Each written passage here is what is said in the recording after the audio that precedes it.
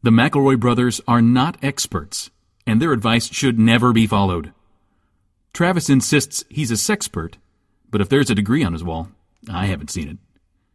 Also, this show isn't for kids, which I mention only so the babies out there will know how cool they are for listening. What's up, you cool baby? It's familiar, but not too familiar, but not too not familiar. It's a new craze. Hey, good girls, do you wanna just say, hey, I wanna? Just say, hey, I wanna. Hello, everybody, and welcome to My Brother, and Me, an advice show for the modern era. Attention, I have breaking news. I'm joined by my middle brother, Travis, and my youngest brother, Griffin. Say hello, gentlemen. Just hello. The word hello. Hello. I have breaking news. Last night, Travis was at a party where he played a steel drum. We take you now live on the scene to Travis McElroy. It was Travis, just as majestic as you would think. I felt like I was playing an upside-down turtle. It was lovely. I played a couple chords, and then they played Wasting Away in Margaritaville. It was transcendent. It was a two-man steel drum band because one steel drum is not enough. And they were able to do harmonies. Travis, we have eyewitness accounts from the scene of the drum that you did, in fact, rattle out the theme song to Rugrats. Is that true or false, Travis? Can you confirm or deny? Listen, I was in a haze of tequila at that point, so I may or may not have rocked it out, but I was not trying to. I don't know why you're trying to hide this from us. I don't know why you're trying to fucking sweep this under the rug. We take you now live to our analyst, Orb, who is a horse, former race championship horse. Orb has just heard this news. Orb, you've been processing this morning. Of course, we're still trying to get all the pieces of this story about Travis playing a steel drum last night into place. What is your initial reaction to this turn of events? Orb can be played like a steel drum. He does not prefer it. So you have personal connections to this instrument. Orb is two steel drums turned to face each other. Let me ask you this, Orb. Where does Travis go from here? Jamaica. Continuing our coverage of Steel Drumgate 2014, we go live where Travis has prepared a statement. Ladies and gentlemen, I have decided to step back from my steel drum career and just spend some time rebuilding my family right now. This has been very tough on us, and especially on them, and I feel out of respect, I must not play the Rugrats theme song ever again. Breaking news, we're hearing reports from multiple sources that what Travis actually played was an upside-down garbage can, and that he was actually confused. We're getting texts in. This is a scandal, but we are hearing reports that have tied his recent resignation from steel drumming to the fact that he did, in fact, hit an upside-down trash can with two chicken legs, not a steel drum, as we were initially informed. Griffin, have you heard any more updates from your sources? I see you kind of pounding away on your BlackBerry there. What are you hearing? We have an analyst here, Chet Chorson, who is doing some body interpretation of Travis's statements. Chet, what do you think? Sounds to me like he fucked the steel drum. Sounds to you like he fucked the steel drum. Yeah, I mean, look at him. Yeah, I mean, I guess I get it. I guess I'm confused about the physiology. Think about it. Oh, yeah. Oh, sure. So obviously Travis is not owning up to this at this time. We are going to continue to monitor this situation.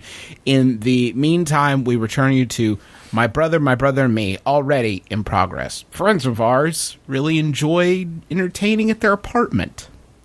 My fiance and I are regularly invited for board games, chatting, and on occasion dinner. My problem is our apartment is far less presentable, and because of this, we do not host very often. We've taken to bringing a six-pack or two with us to make up for our lack of reciprocity. Are we good? Or should we make a bigger effort to host for our friends? That's from Hospitality Hot Mess in Hyde Park. Well, hold on. We've got a question later. I'm going to tie this question in now and go ahead and read it. Okay. I'm in college, and because of that, I'm a pretty social person. I have a decent amount of friends, and I'm usually either hanging out with them or someone is at my apartment. However, when people are over at my house, at some point in the evening, I usually hit a point where I just want them to leave and have alone time. The problem is, I never know how to gracefully kick them out. How do I tell my friends that I'm ready to be done with social time without sounding like a jerk? And that's from Semi-Social Awkward at Purdue. Is there a buzzer you could buy and activate? I just feel like these connect so well because when I host, I love hosting, and then there hits a point where it's like, and I'm done. And I want you out. Okay, goodbye, everybody. And that's usually about 8:30. I feel like that's part of, like, finding your group of friends, though. Like, I have a group of friends that are, like, perfect at this. Where just when I'm like, I'm ready for sleepy time, they bounce. How do they know, though? Do you think maybe you're more obvious about your sleepy time signals than you think you are? I mean, I do come out in my onesie footy pajamas. You know, you joke. I did that once. I had I know people you over did. to my house, and then it was like, well, I gotta go to bed now, and I came out in my pajamas. I spend a lot of time thinking about issues like this. I tend to worry about making sure I had enough sleep before, that I can handle the situation, that I won't be the first one to be sleepy. So I'll do like a 5-hour energy or something. I think I take a nap. I'll take a pizzazz in the afternoon, that kind of thing. I think you just have to keep. You have to stay ahead of the game. You can't collapse. You can't be the most drunk person there. You can't be the most drunk. Can't be the sleepiest.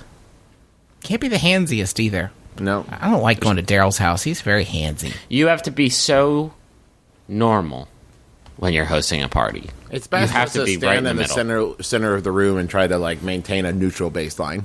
Exactly. That's true, because I'm more of an iconoclast. I think of myself as really the anti-MBMBaM of our family. You know, throwing a Christmas celebration in July, whimsical hats, a donkey in the living room. Oh, Yeah. just Auntie Justin, you did it again. Justin's having another donkey show at his party. I think of myself as that, but you have to level yourself out when you're hosting, because people need to know that they're safe and cared for. Yeah. They don't want anti-MBMBaM. They want ant normal. Yeah. Anti-lame Anti-lame. would have been a better thing. Yeah, well, we'll fix it in post. Y'all want a Yahoo? Yeah. This Yahoo was sent in by close personal friend of mine, of the show, Drew Davenport. Thank you, Drew. It's by Yahoo Answers user Innocent But Deadly, Ooh, spicy. who asks, is it okay to do the pee-pee dance at work? I was really consumed with the task at hand and didn't want to interrupt it by going to the restroom. Before I knew it, my bladder weighed 3 pounds. All the excess pee was killing me, so I finally decided to use the restroom. I crossed my thighs, tightened them while hopping. I work retail on the store level, so customers as well as coworkers saw my pee-pee dance. One coworker told me to stop, and after taking a huge leak in the restroom, I did. Was that normal? Well, I think it is normal for your pee-pee dance to stop after you take a huge pee. Yeah. It's much weirder if you do it afterwards, like a celebratory touchdown dance. This person was carrying 3 pounds of urine, and what I can only assume to be like max, like a half-pound bag. Well, you don't know. Well, I mean, without weighing the bladder first, you can't be sure that some of that 3 pounds wasn't. Maybe they just have a really fat bladder. Maybe they got to. Yeah. I love a flat bladder. I love me Ooh. a fat girl. Mamacita. That's what that song All About That Bass is all about. And Being proud of- Copacabana is about Being that, too. proud of your bladder. And was Lola. She was a showgirl. Fattest bladder in the land. Everybody give her a hand. She would merengue. Yeah. You'd hear the sloshing. Okay. What fucking thing could you be doing in a retail store level job that you're like, I cannot walk away from this. I will risk prostate and bladder problems to finish putting these price tags up. The avatar actually looks like a woman, so No prostate problems. No prostate problems, probably not. But I've worked several retail jobs. It's. I always took it as a tiny vacation when it was time to pee, because no one's going to say no. No one's going to be like, get back to work, because we're not working in a gulag. You got to pee, you go pee. Maybe Piss 3 pounds down your leg. Maybe they're selling a PB Gone, a special pill that makes it so you never have to pee again. Yeah. That would be very embarrassing for them and your place of business. Have you guys ever... I don't think I've ever done a pee dance. Of like... I don't think there's any physiological I've done a implications. pee sprint. Yeah. Well, that's every time for me. Every time for me, and it's an emergency. Have I done a pee dance? You know, I used to pee whenever I needed to, like a big boy. Mm-hmm. But now I've been sort of holding off a little bit until I just can't take it anymore, because that is... I miss that movie theater pee. You know that you're into that tantric peeing. You know that tantric peeing that you do after Lord of the Rings? And you think it's almost over, and then it isn't, but it's close enough that you missed all the pee times on the Run Pee app. Yeah. And so you just have to push on through. I miss that kind of pee. I wish I had that kind of pee more regularly. You know when you have to pee really bad, and then suddenly, just strangely, the feeling just goes away for a little while, and then the comes back? It's the scariest. Yeah. Where'd that pee go? I'm gonna allow us maybe one more minute of this, but I've ruined myself working from home for 7 years now, because I'll just go, even when I don't even really need to. It just like sounds like a good thing to do. I'll just go in there and do it, just to break up your day. Which you're has really reduced into the iPhone game you're playing at that moment. Which has reduced my ability to not go to a span of about 20 minutes. So your flange is loose. My flange, my cap, my resistor is barely non-existent at this point. But again, like, I don't do a pee dance because I'm a fucking adult and I know my fucking body at this point, and I always know where the bathroom is, so I don't let it get to that point. Come on, feel it's like little kid shit. A pee dance would just be more pressure in odd places than I would want. I feel like the best thing I can do is just sort of stay zoned, stay focused. Focus up, straight line. Get my mindfulness right, breathe in, breathe out, healing, cleansing light, and just wait.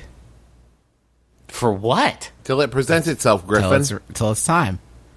I don't know, whatever reason this guy had. I don't know. I'm 33. I pee when I want. Yeah. Sometimes when I don't want.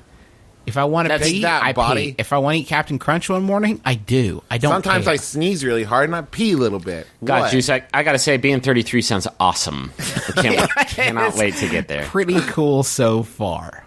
I bought a cereal that had s'more in the name today. No one And you can't do that until you're 30. No one was there man. to stop me. I thought the Rite Aid lady would say, like, "Are you sure you want to do this? Can I check your ID? Can I see your ID?" And, nope, 33. You're right. Okay, well, I thought you were starting a new question, and that this is somebody else who had done this and not you. And then I found out it was you, and then our relationship changed in a subtle, almost imperceptible way. Yeah, irreversible. They're reversible and imperceptible. Do start a new question, though. I do not want to talk about PP anymore. Yes, you do. You just are afraid people don't want to listen to you talk about PP anymore. We'll do a new podcast for that. I was living with my girlfriend. I don't want to know people who would listen to that podcast. Dirty. It'll be a PP and Dungeons and Dragons podcast. PPD&D. There it is. I was living with my girlfriend and another roommate for just under a year. When we broke up, she moved back home, and my roommate and I moved into a new place together. Now, roommate is moving out, and he is claiming ownership of some of the various items my ex left behind. He claims that since we were all roommates before her and I started dating, we should split the booty equally. I claim her and I shared things. When we started dating, and anything she left behind is mine. Also, a lot of stuff in our place is actually his, so I don't think he needs any extra crap. Am I crazy, or should my ex's stuff be mine now? And that's from Canadian Custody Battle. This is some ghoulish shit. I was living with my girlfriend and another roommate. He lived with his girlfriend. They had another roommate. Him and his Okay. girlfriend broke up. She left behind a bunch of stuff. The roommate, they're moving out now, and the roommate wants some of the ex-girlfriend stuff because they were roommates. This is what is ghoulish. Does this person have extra claim on the things that this roommate left behind, which is totally fair? When a roommate leaves and doesn't take their shit and expresses no interest in taking their shit, congratulations. Now you have things. But does the person who actually dated the woman get... And if I'm reading the question correctly, they started dating after they all moved in together. We were all roommates before her and I started dating. That's a rookie mistake, by the way. Yeah. I almost feel like you should have to give the non-dating roommate everything because you fucked up so grandly. That is correct. If nothing else, even if it had gone super well, you did put roommate in position of being like permanent third wheel. So maybe he gets that box set DVD. You know what I mean? Maybe he gets all of F Troop. What? She left her F Troop box set, and roommate wants it. What are you gonna do? Split them up? You take season 1, he takes season 2. That doesn't make any sense. Just give him the whole box set. You're both going to be missing integral parts of the F Troop through line. You won't know how it ends. He won't know where it begins. It'll just be a mess. Yeah. Can you have it? Okay, let me hit you with this. Each of you has $500 of Monopoly money. You invite a third party over. Is Jeff it the Probst. X? It's gonna be That's Jeff a little Probst. grim. It's Jeff Probst. He's the X. And then he does a Survivor-style auction. You don't know when it's going to stop. You don't know what the items will be.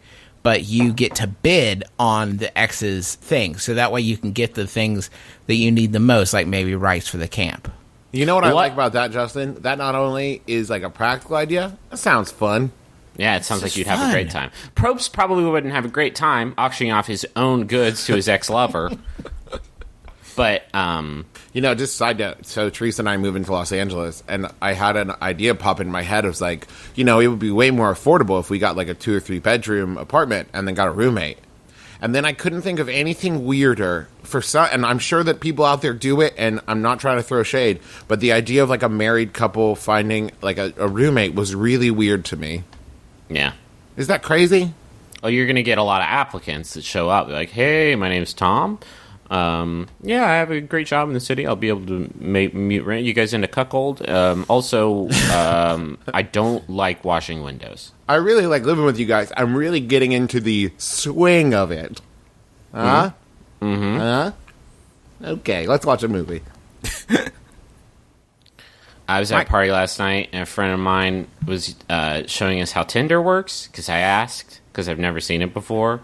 And one of my other friends instinctively saw a picture of a guy and thought he looked cool, and so they liked him, which is how Tinder works. You either like or dislike them. And if you both like each other, you get a notification that you have a match. And so he did it, because the guy looked cool, without having any additional information. Holy shit, is that why it's called Tinder? Because you get a match? That might be it. That's pretty and good. Then they matched, and then we clicked through below the jump there to read some additional info. And he is he's married, and he travels on business a lot. Business with a capital B, he said.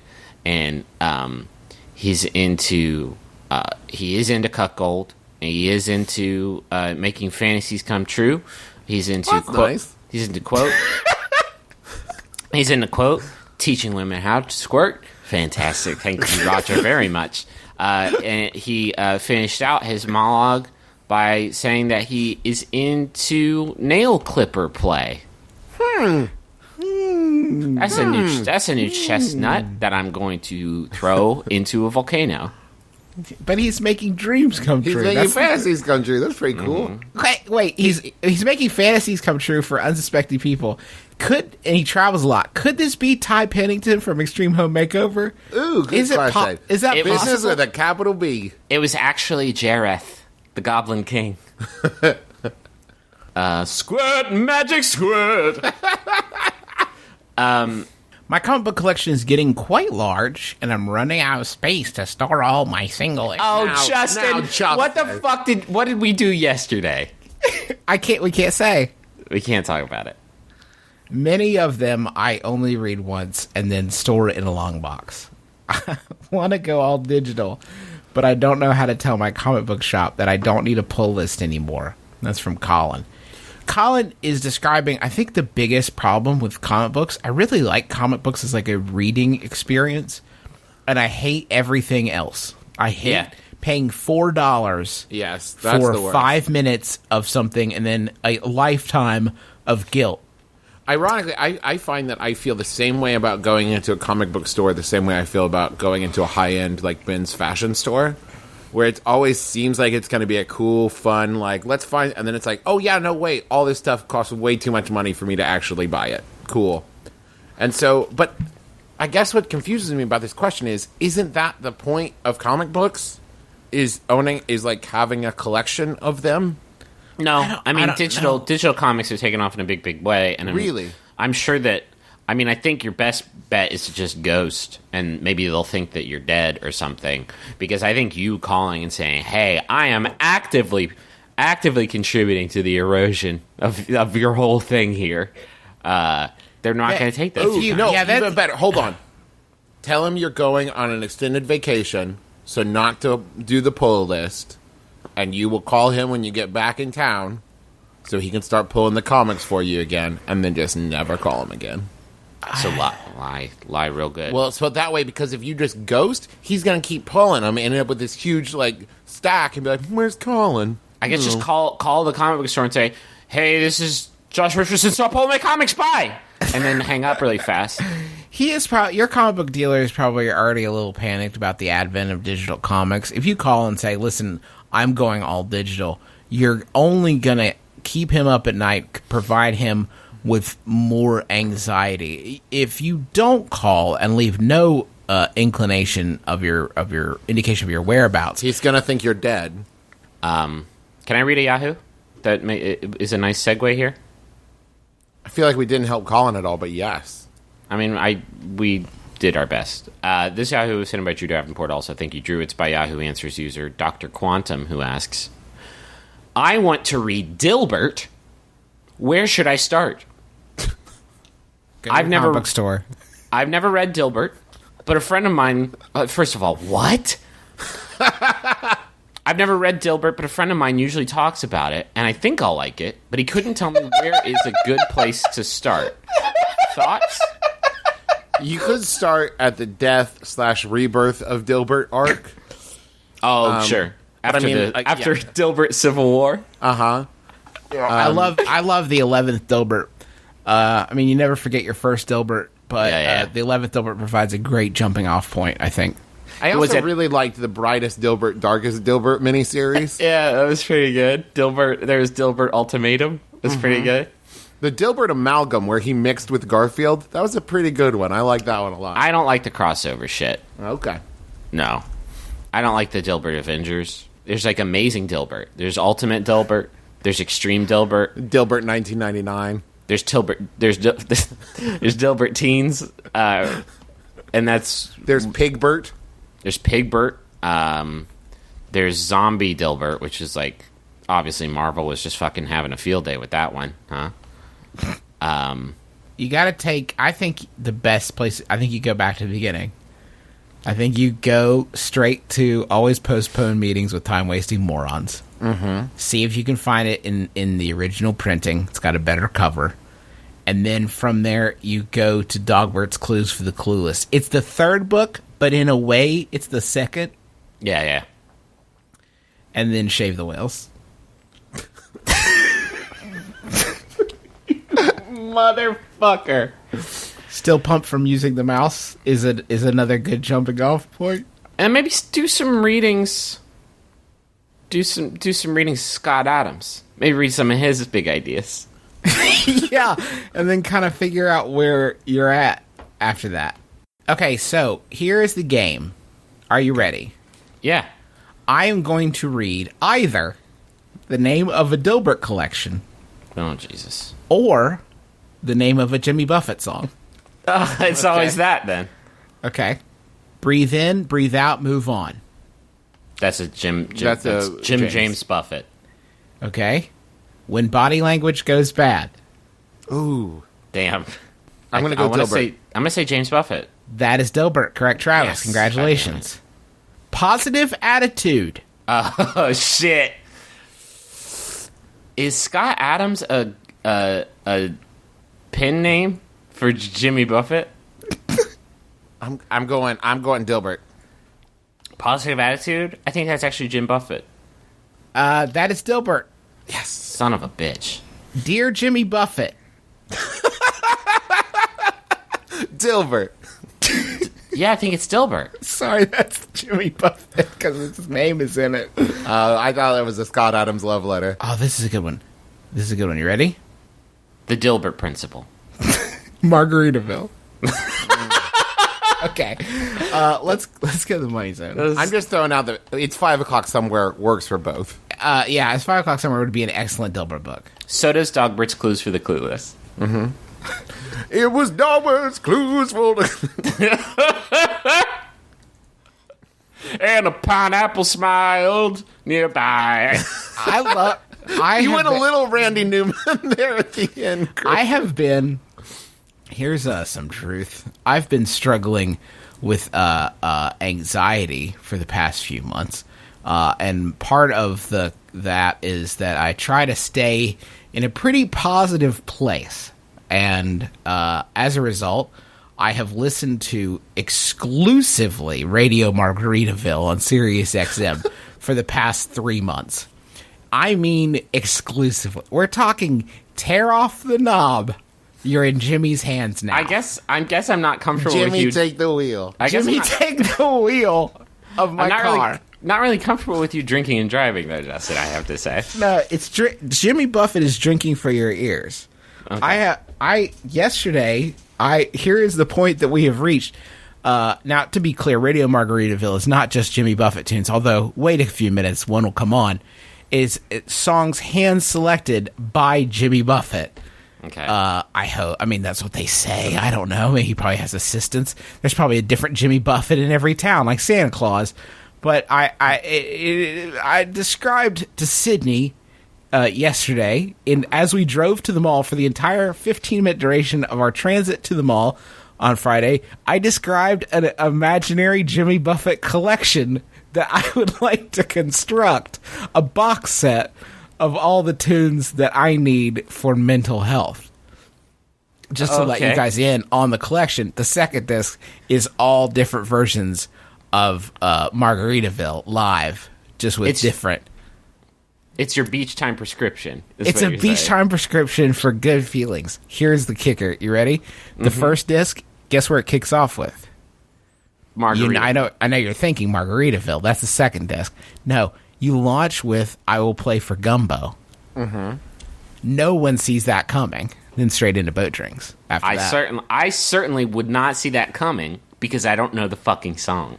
I don't know the tune. Well, can you... So, just for the people at home, rather than our typical Money Zone music, I'm going to request that you put in the chorus of I Will Play for Gumbo. Now, see, every time you do that, I have to go to Amazon. I have to buy the fucking I'll PayPal MP3. you $1. Not that you'll need it because you'll be so into this fucking tune. Is he gonna hear it? Is he litigious? Here we go into the Money Zone. Gumbo, a piece of French bread with which to wipe my bowl. Good for the body, good for the soul. It's a little like religion and a lot like sex. You should never know when you're gonna get it next. For midnight and a quarter, noon until the don't know. I will play for Gumbo. Once you're full up on Gumbo, you need something to counterbalance that. And the best way to What pairs well with Gumbo? What's the best pairing for Gumbo? It's anything from Nature Box. They have delicious snacks. Literally any of them can be put atop Gumbo for a crunchy or chocolatey or chewy or salty Gumbo or sweet. tips with Justin. Literally anything that comes in a bag can be put atop Gumbo. That includes Kitty litter. dishwasher tabs. Kitty litter. I actually don't know what Gumbo is. Teeth. bag of teeth. Nature Box has delicious snacks that are natural. They got no trans fats, no high fructose corn syrup, and there are some that are low in sugar and have no gluten. And they ship them for free. You don't have to worry about that either. What are you guys rocking? Because there's some. I know there's some staples for you guys. Not that they don't. You don't get a big bag of staples, but that'd be. I would highly recommend the French toast granola. That's very, very good. You put some milk on that, and your day's gonna get started really, really right. And if you're like me, I love like the salty like chip kind of stuff. They got sea salt pops, so good. They also have some Santa Fe like corn stick stuff, so good. So if you try Nature Box right now, we can get you 50% off your first month's box. Just go to naturebox.com/mybrother, all one word, and you're going to get 50% off. And that box is going to last you a super long time. They have different options, different size boxes for different size family. There's some that's going to fit. I promise you, their snack selection gets bigger and bigger like every day, it seems. There's going to be something there that you're going to like. It's real tasty. So go to naturebox.com/mybrother, all one word, and we'll get you half off your first box. No big deal. That sounds like a great deal.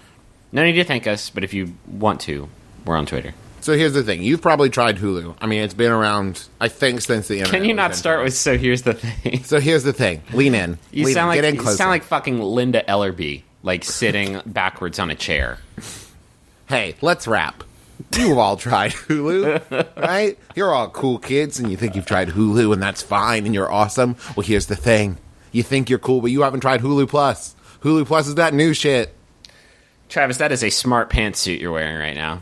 Thank you. It makes me feel sexy and confident. You're both. Hulu has everything, man. They have current season episodes of shows that are on right now, like Modern Family, Daily Show with Jon Stewart. They have every episode, like deep back catalogs of shows like South Park, which is only on Hulu Plus. And you can also find stuff like we Teresa and I watched Parks and Rec on there, Bob's Burgers, tons of stuff. The Profit's on there. That's one of my favorite shows, basically ever, where you have a failing business, and my boy Marcus Lemonis comes into your failing business, and he says that this place sucks, but I'm going to make it awesome, and you're going to give me half, and for the next week you have to do exactly what I say, you scumbag. That sounds And like by a the great end, they show. fall in love with them. Yeah. And by the end, they're like, you were so right. Or sometimes he just dips. Sometimes he's like, hey, I think you're embezzling, so I'm going to go. And then credits. It's a great show. It sounds very I'm going good. to check that out. It's on everything. You can use it on a smart TV, Roku, Apple TV, any gaming device, basically Xbox, PlayStation, whatever. You can do it on a phone, on a train, on a toilet, at the urinal. That's a good look. That's a great look. You're going to be there for 23 minutes plus ads. So it's going to be hard to get comfortable. But chase your bliss. Not only that, they've got original stuff you can't find anywhere else, like The Awesomes, created by Seth Meyers. It's about a misfit group of superheroes cartoon. You're going to love it. All 10 episodes of season 1. And I think, so season 2 just premiered, so it's a great time to go check it out. It's only $8 a month. You'll get your shows wherever you need them. But we can give you a 2-week free trial if you go to huluplus.com/mybrother, all one word. Normally the trial's 1 week. We're going to give you a second one in case you're really dragging your fucking heels on this. So make sure you go to huluplus.com/mybrother so that it counts towards us and makes us look so good. I just gotta get a message to Hal from Lori. Lori says, I'm so happy you said yes. So happy you said yes. And then I beat you to it, and I got to do the asking. I told you that road trip to West Virginia would only be the first of our adventures together. I love you so much, and I can't wait to spend the rest of my life with you. That's from Hal. Well, it's from Lori to Hal. But I think it's also a little bit from Hal, if you really look inside your heart. Lori came, they came to see Superman. Did they? My show, Superman. Yep. They sound super sweet. So she asked him for his hand, it sounds like? Apparently his hand. I don't know what, she doesn't specify, so maybe it's just like she wanted to go see Transformers: Rise of the Fallen, and he was like, "Yeah, I'm glad you asked instead I'm of glad me." you asked, because I would be embarrassed to ask that of you. And then while they were there, Optimus Prime married them. Surprise! Surprise! So congratulations, you two. I'm so happy, and I'm glad that you're in love. I got another message from Ian, Alex, and Rebecca. Three-way split there for Jessica. And her last name's here, but I don't think that's germane. Hi, MBMBaM. Because our amazing big sis Jessica is now happily engaged to her incredible man Jake, we thought she deserved a shout-out on her favorite podcast. And this, I don't know why I'm making them sound like they're from fucking Hee-Haw. I'm sure you guys You're are doing great. great. Sorry. Despite her leaving us for a kick-ass new life in Nashville, we love her all the same. Congratulations, Jessica, on your engagement. And Oh no, Ian's melting. we'll miss your bunches. Love your wee siblings. Oh man, Uncle Joe, he is moving kind of slow at the junction. Petticoat Junction. Well, man. that's so sweet. Love is in the air. Kind of sound like everybody in the club getting married. Love this. Love this. Man, I'd hate to be an unmarried person right now. Am I right, Oh guys? come on, don't drop that. What? Why are you What? throwing shade?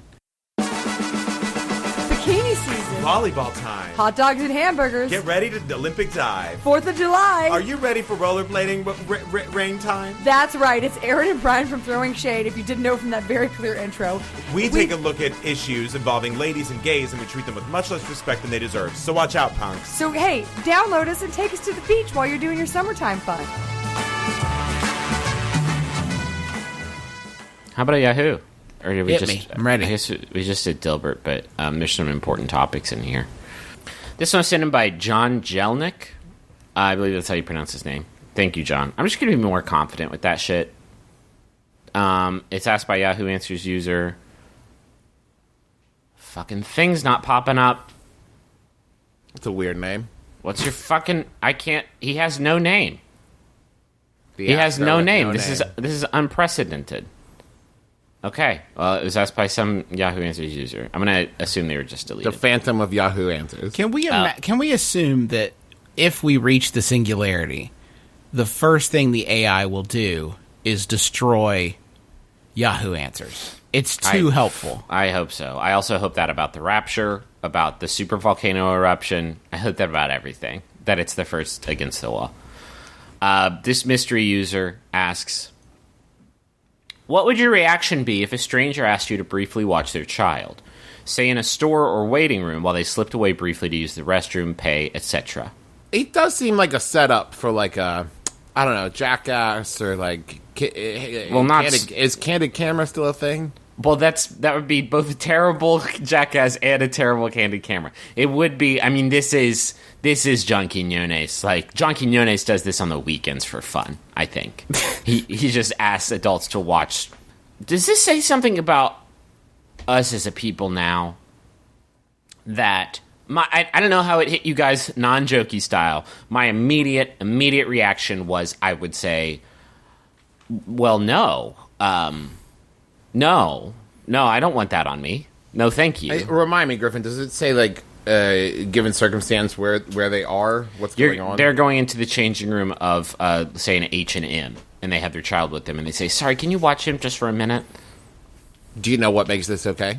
What? If you had your own kid with you. No, because great. Now I'm too deep. Now I'm outnumbered. Perfect. Well, how old's the kid? I'm thinking, like, stroller age. it says 16 years old. No, because then Can you give this don't- kid a part-time job till I get back? What if that other kid, like, fucking made a shiv out of Pokemon cards and stabs your kid? I'm saying, I would double not trust another kid, another, like, probably flea-infested child near my perfect human specimen. There's no way. No way on earth. My perfect Dakota. And let me throw out this situation. Hey, can you watch my kid? I'm just going to duck in here real quick. 2 hours later, they still haven't returned. Now you're stuck with this extra kid. Yeah, that is the what would you do. That's Quinones' game, is how long can we make a person own a child?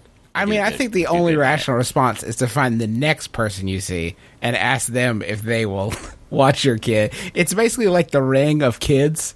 Yeah. Like you ask them to watch the kid, and then it's their problem. That's what that song "It Takes a Whole Village to Raise a Child" is about. Is I'm going to H&M. Can you watch this little thug for a second? And then you're like, sure.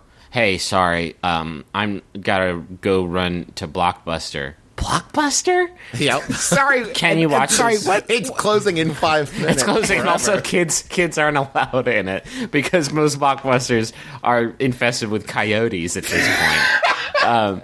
Can you? I'm going to the Coyote Run, the Feral Run Blockbuster. Can you watch this kid? Yeah, sure, I guess. I was about to go to Dippin' Dots. Dippin' Dots! That's great because it's the ice cream of the future in a video store with the past. I haven't been to a fucking mall since 1996. I gotta hit up this Orange Julius. Oh shit! That was gonna be mine. You beat me to it. God bless. Yeah, but like, I'm serious. I wouldn't do it. And everybody on Yahoo responding to this question is like, nope, not a chance in hell. No way. No, never. And does that mean, like, have we as a culture, like, is this like part of the mounting evidence that we are just fucked? Because I think back in like the 50s, this probably happened all the time. Like, hey, Yeah, it's weird. You see a lot in the 50s, like, just general adults using the fact that they're adults as, like, carte blanche to yell at kids. Mm-hmm. Like, you think about that these days, like, if another adult yelled at your kid, that would be crazy. But you see that all the time in ye olden days. But, like, also just giving absolute responsibility of your child to a human that you just fucking ran into at Sam's Club. So a couple days ago, I was at a food cart, and I was also working a show. I was doing sound for the tour, and I ordered my food, and it was taking forever to come out, and it was really coming down to the wire. Like, I had like 3 minutes to get back to my table and run sound when the show started.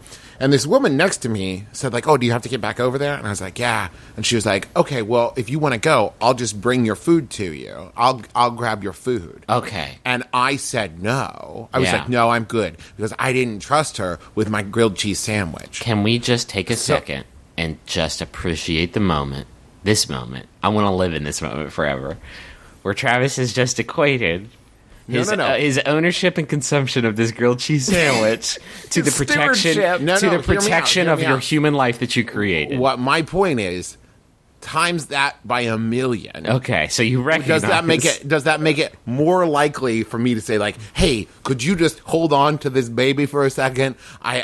No. Like, I don't trust people with my grilled cheese. I ain't gonna trust people with my baby. Anybody that would entrust their child to another person is a rogue agent. They are off the reservation as far as society.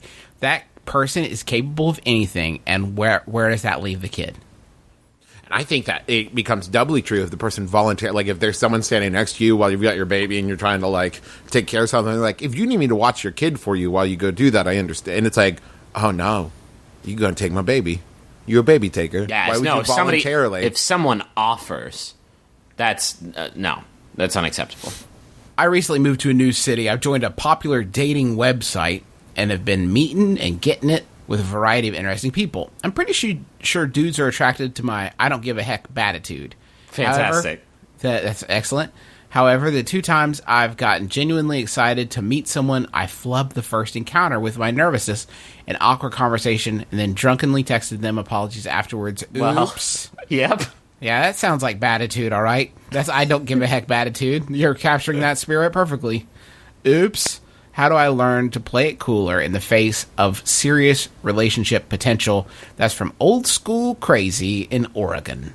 So if I'm okay, so when she doesn't care, she kills it. She does great. And then when she actually cares, she's getting real uptight. When she meets a nail clipper enthusiast, someone who's going to make her fantasies come true. Someone who's got attitude with a capital B. Just say Ty Pennington. Ty Pennington. Okay. So when you meet Ty Pennington, you get a little bit awkward and then drunkenly text apologies, which in any circumstance ever is never a good call. Never. Well, when you're drunk, texting anything to anyone for any reason is a bad idea. Unless it's help. Unless it's whoops. Help me.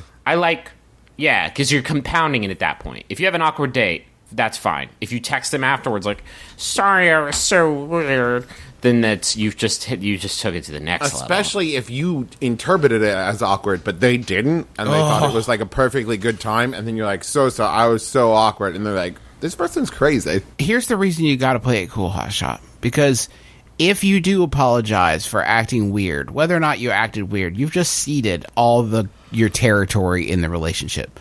You've already given your prospective future husband the ball, as it were. It's in his corner now. So you can't ever apologize unless you've been with someone for 6 years. Mm-hmm. Correct. Hold on. Yes? My wife and I haven't been together for 6 years. Then you haven't hit that wall yet. Good. You haven't had to apologize yet, right?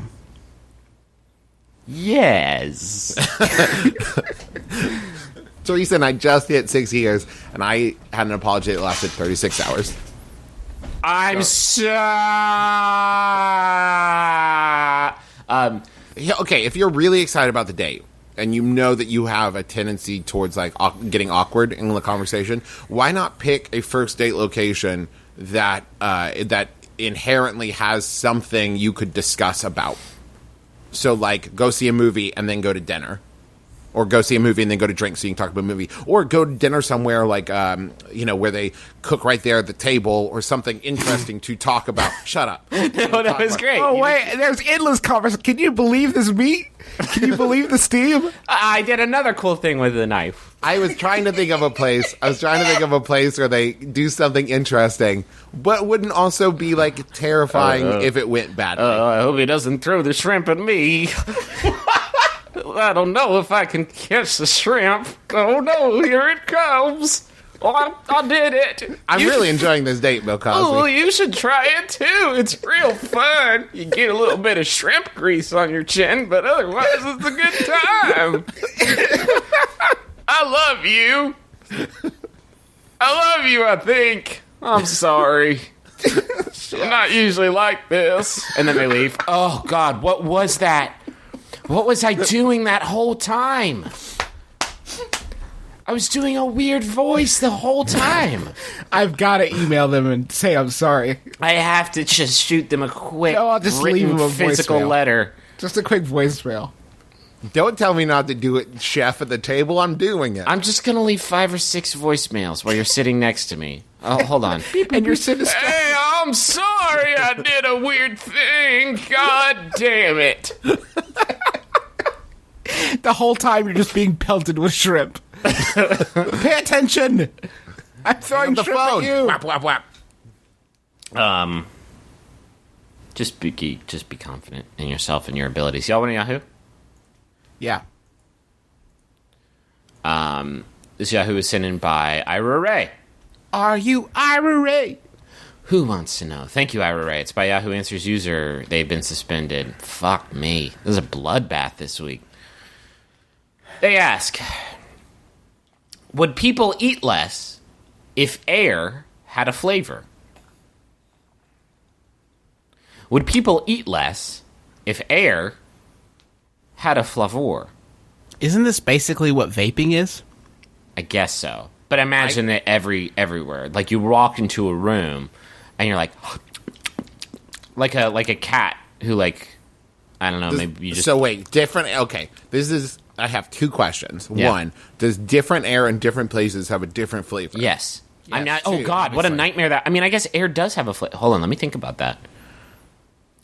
Whoa. I mean, I don't Are really... you saying that maybe air has had a pronounced flavor and you're just desensitized to it? No, I'm saying air probably has a very subtle flavor. That you have a It very... tastes like air. Yeah. I mean, there's particles and atoms and molecules and shit. We're tasting it.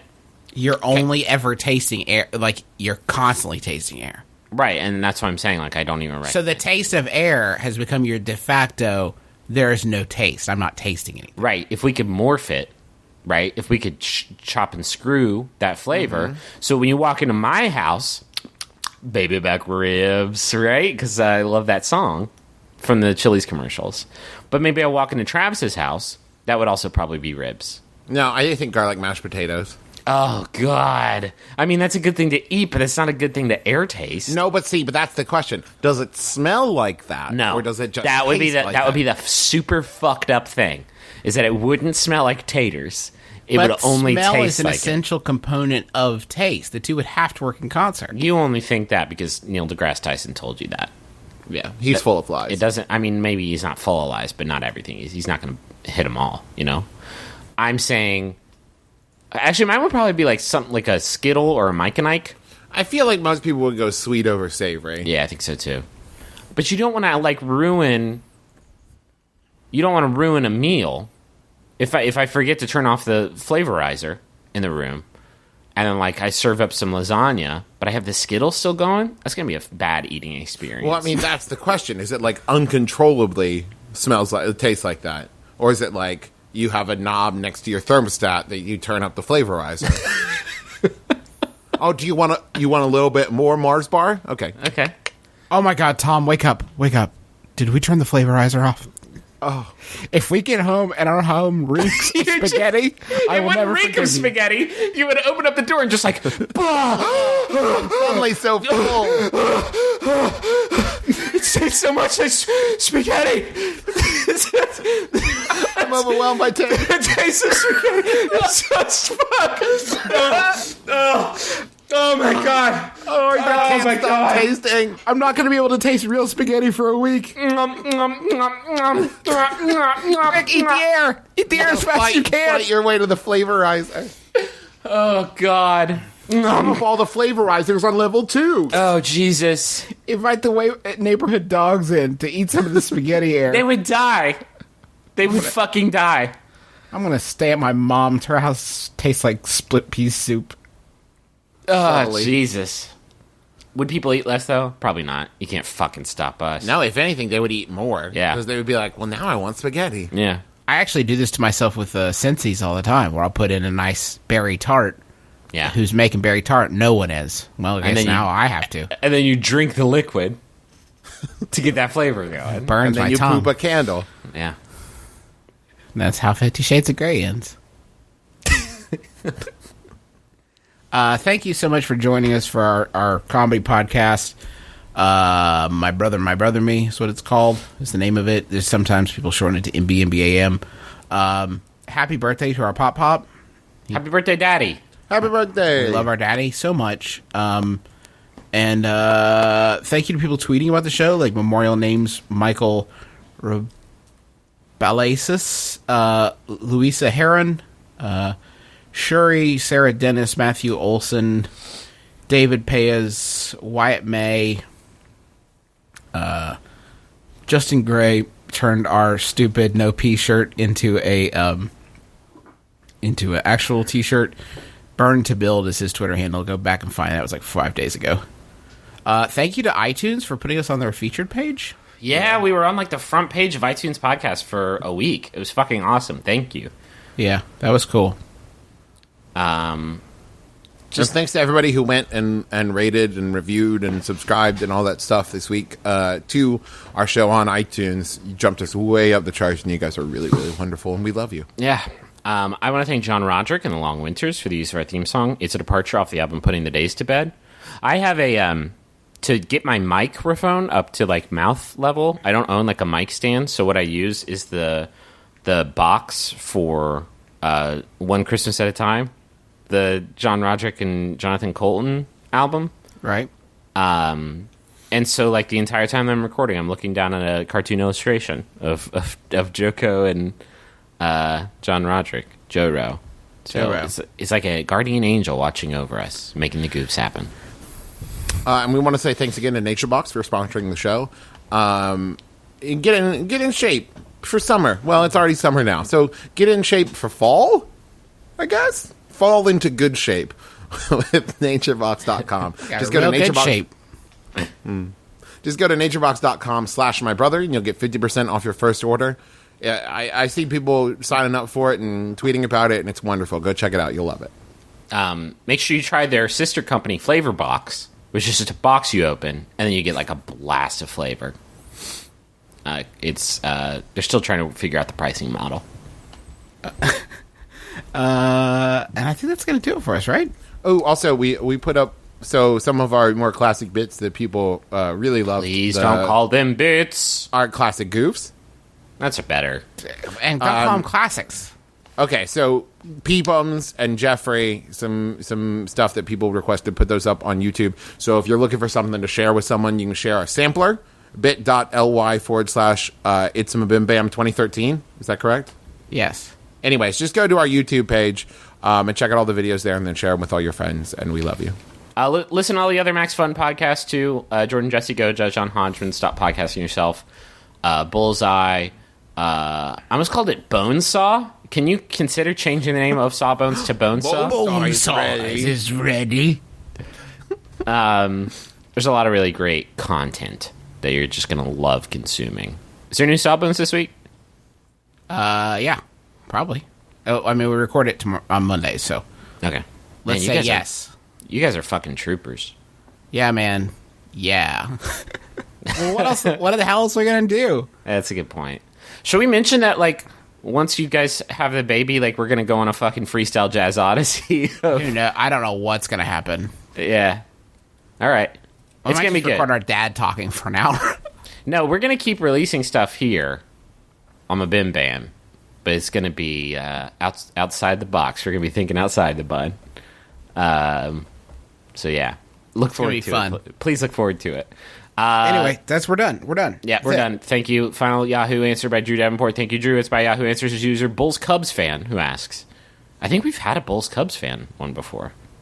Bulls Cubs fan asks, has a question on Yahoo Answers ever turned you on? Yeah. I'm Justin McElroy. I'm Travis McElroy. I'm Griffin McElroy. This has been my brother, and me. Kiss your dad. Square on the lips.